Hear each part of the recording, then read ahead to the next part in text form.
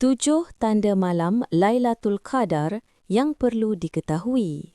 Malam ini mungkin Lailatul Qadar, tetapi adakah kita mengetahui tanda-tandanya? Tip 1. Malam yang tenang dan damai. Malam tersebut terasa sangat tenang, damai dan menenangkan hati. Tip 2. Cuaca sederhana. Malam itu tidak terlalu panas dan tidak terlalu sejuk, terasa nyaman. Tip 3.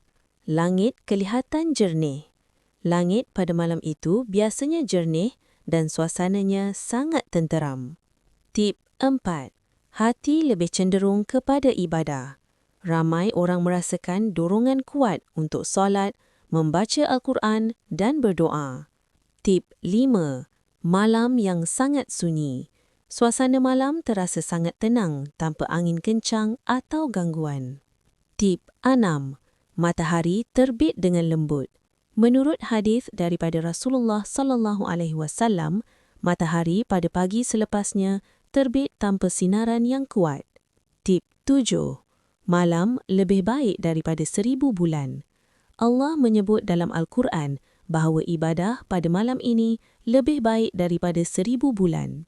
Semoga Allah memberi kita peluang untuk bertemu Lailatul Qadar dan menerima semua ibadah kita.